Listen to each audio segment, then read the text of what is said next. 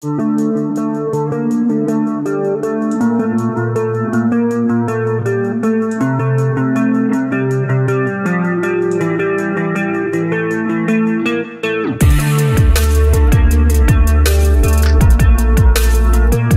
jour, des accidents impliquent des adolescents, que ce soit à vélo, en trottinette, en scooter ou à pied. Mais une question revient souvent.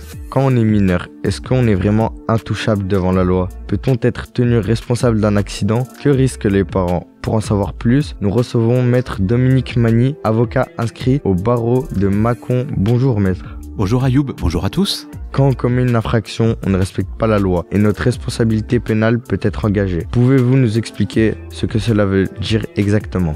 Eh bien, cela veut dire que vous pouvez être jugé par un juge pour enfants ou devant un tribunal pour enfants et vous voir appliquer une peine qui peut être aussi une sanction éducative, mais aussi une peine d'emprisonnement si vous avez plus de 13 ans, notamment en centre éducatif fermé. Donc effectivement, souvent quand on est jeune, on se croit intouchable, on se dit c'est pas grave, les sanctions pénales c'est pour les adultes, eh bien détrompez-vous. Pour les mineurs de moins de 13 ans, on parle de présomption, de non-discernement. Pouvez-vous nous expliquer pourquoi ? Eh bien parce qu'on estime qu'un mineur de moins de 13 ans n'a pas le discernement nécessaire pour être tenu responsable de ses actes et pour comprendre une sanction. Il y a un code de justice pénale des mineurs depuis 2021 qui le rappelle, qui nous dit qu'il y a une présomption de non-discernement du mineur avant l'âge de 13 ans.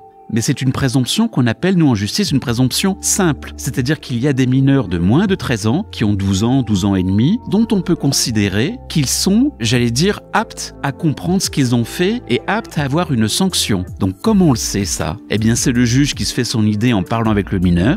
C'est aussi des psychologues qui peuvent intervenir et qui peuvent donner leur avis sur ce mineur en disant ce mineur a une maturité particulière au-delà de son âge légal. Et puis on parle aussi avec les parents pour savoir comment se comporte le mineur. Donc vous voyez, même en dessous de 13 ans, on peut considérer qu'on peut avoir un certain discernement.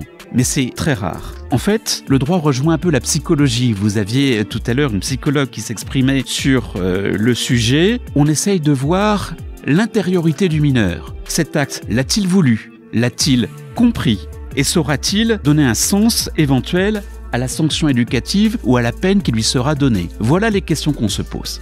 Quels sont les types de preuves qui permettent d'engager la responsabilité pénale d'un mineur de moins de 13 ans? Alors il y a une dimension psychologique très grande qui est appréciée, comme je vous l'indiquais, par les magistrats, selon les déclarations de l'enfant, de son entourage familial et scolaire, selon les éléments de l'enquête, les circonstances. On peut aussi demander une expertise psychiatrique ou psychologique du jeune pour voir s'il est en état de comprendre ce qu'il a fait et de comprendre la sanction qui risque de lui être appliquée. Dans quel cas les mineurs vont-ils devoir passer devant le tribunal pour enfants? Effectivement, il y a un tribunal pour enfants qui existe. Il y a aussi un juge des enfants qui existe. Tous les deux jugent les infractions commises par un mineur. Le tribunal pour enfants, il est saisi des infractions les plus graves. Il se réunit dans une salle d'audience, comme un vrai tribunal, entre guillemets. Il juge des mineurs ayant souvent commis plusieurs faits auparavant. On appelle ça des antécédents. Le juge des enfants, lui, il juge les infractions de moindre gravité. Les sanctions sont individualisées et adaptées aux mineurs. Pouvez-vous nous expliquer comment ça se passe? C'est assez difficile de vous expliquer parce que c'est tout un parcours, pratiquement un parcours du combattant pour le mineur, de vous expliquer comment on arrive à une sanction individualisée. Alors sachez d'abord qu'il y a une priorité de l'éducatif sur le répressif. C'est-à-dire que concrètement, on essaye toujours, puisque vous êtes encore jeune, vous ne pouvez pas être jugé comme des adultes, donc on essaye plus de redresser la barre, de vous faire comprendre ce que vous avez fait, plutôt que d'aller directement sur une peine et sur une répression.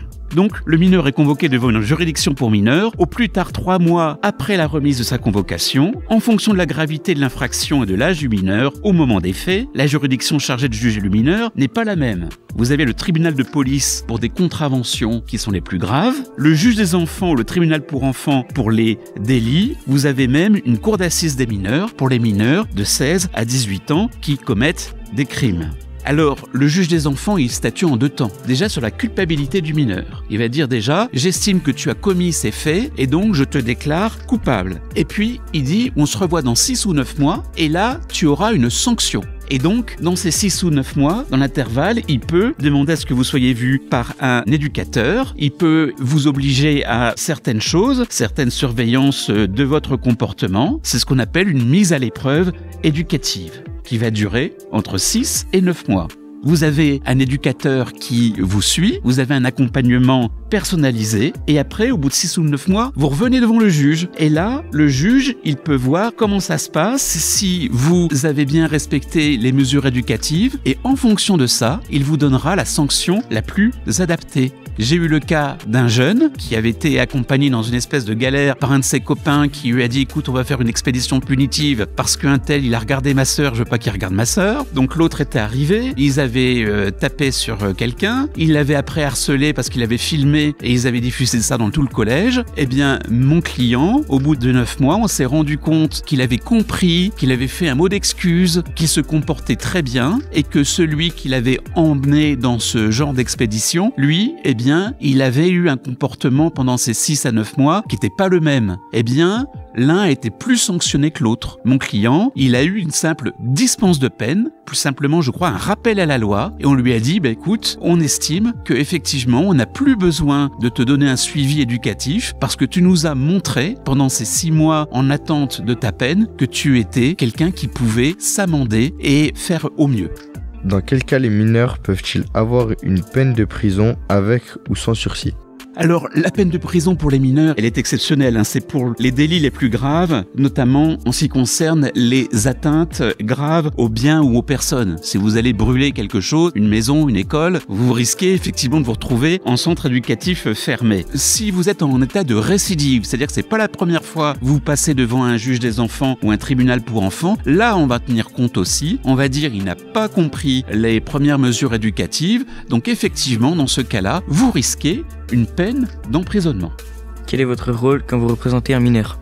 Mon rôle, c'est de conseiller ce mineur, parce que ce mineur, quand il vient me voir, il sait pas à quelle sauce il va être mangé. C'est-à-dire que je lui explique toute la procédure. Je lui dis s'il va voir un juge des enfants, s'il va voir un tribunal pour enfants, combien de temps ça va durer, les sanctions qui risquent de lui être appliquées, et puis je l'accompagne. C'est-à-dire que je suis à ses côtés toujours. C'est-à-dire que quand le juge l'interroge, moi aussi je peux poser des questions à mon client pour essayer quelque part de le remettre sur de bons rails et de poser des questions qui vont lui permettre de s'exprimer et d'exprimer peut-être un regret ou de montrer qu'effectivement il a compris les faits qui lui sont reprochés. Je le défends aussi, j'explique également comment ça se passe pour lui et je peux proposer moi-même des mesures éducatives. Plutôt que de le voir emprisonné, je peux dire écoutez, moi je propose qu'il soit suivi par un éducateur plutôt que de le voir en centre éducatif fermé par exemple. Dans quelle situation les parents peuvent-ils être inquiétés par la justice ? Alors, vos parents ne sont jamais responsables de vos faits à vous. Si vous volez leur voiture et que vous faites du 150 sur la route, c'est vous qui allez être jugé, c'est pas vos parents. En revanche, vos parents, si vous causez un accident, ils vont être responsables, ce qu'on dit civilement. C'est-à-dire que s'il faut payer des indemnités parce que vous avez cassé quelque chose ou que vous avez fait des victimes, eh bien, c'est vos parents qui vont devoir payer à votre place parce qu'ils sont responsables civilement leur enfant mineur. En revanche, ils peuvent être poursuivis, les parents, il y a une peine particulière, spécifique pour les parents quand on s'aperçoit que quand vous avez commis quelque chose, c'est que vos parents ont été totalement négligents dans leur éducation. Je vous reprends l'exemple du vol de voiture. Vos parents s'en moquent, vous confient leur voiture alors que vous êtes mineur et vous laissent aller sur la route. Vous commettez un accident, vos parents pourront être jugés pour délaissement de mineurs. Et ils risquent eux-mêmes la prison pour pas vous avoir éduqué correctement et ne pas vous avoir surveillé correctement. Si un mineur est sanctionné, est-ce que c'est inscrit sur son casier judiciaire ? Oui, et depuis une loi qui date de 2002, vous voyez, ça remonte, vous n'étiez pas né, moi si un peu, mais les mineurs de 10 ans peuvent avoir un casier judiciaire. Donc, vous pouvez avoir un casier judiciaire et avant 2005, votre casier judiciaire, au moment de votre majorité, il s'effaçait, c'est-à-dire qu'on ne pouvait plus y avoir accès. Et maintenant, il vous poursuit, c'est-à-dire que même si quand vous devenez majeur, on saura ce que vous avez fait quand vous avez été mineur. Alors, il y a des mesures qui sont pas mises sur votre casier, c'est tout ce qui est les mesures éducatives ou les mesures provisoires en attente d'être jugées. Ça, ce sera jamais sur votre casier judiciaire. En revanche, il y a des mesures qui seront mises, ce sont les sanctions éducatives. Elles sont inscrites au casier judiciaire. Le but, c'est surtout de favoriser votre réinsertion. C'est-à-dire qu'au bout d'un moment, vous devenez majeur, vous vous comportez bien, vous pouvez demander l'effacement de votre casier. Donc il faut le demander au tribunal pour enfants. Et là, on peut, selon les circonstances, selon votre attitude, on peut dire « Allez, on efface tout ». Pour finir, quel message auriez-vous envie d'adresser aux mineurs qui se pensent intouchables ? Je leur dis que personne n'est intouchable.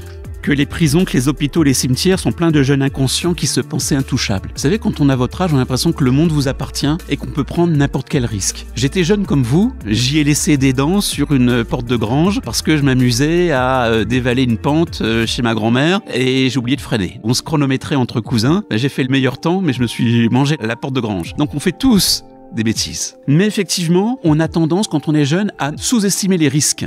Et donc, il ne faut surtout pas rentrer dans cette logique-là. Et puis, vous avez des gens qui se sentent intouchables, et c'est encore, encore pire. Vous avez ceux qui se sentent intouchables, qui se disent « Allez, hop, super, la vie m'appartient, etc. » Et puis, il y a ceux qui se disent « De toute façon, je risque rien. » Ça me fait penser à une série télévisée, quand j'avais votre âge, ça s'appelait Hooker. Et cette série télévisée, c'était un policier américain. Il arrêtait toujours le même jeune qui disait « Ah là là, j'ai 12 ans, je peux pas être jugé. » Tant pis, etc. Il était remis à chaque fois à ses parents. Et puis un jour, on le revoit sur un site de cambriolage et le policier regarde sa carte d'identité et lui fait « Bon anniversaire, t'as 13 ans, tu peux aller en tôle. » Donc vous voyez, on est toujours rattrapé. Si vous pensez être intouchable, eh bien vous avez un état d'esprit qui va vous suivre tout le temps. Quand vous serez touchable, vous aurez toujours des actes délictueux ou des actes à risque. Et là, vous serez rattrapé par la patrouille.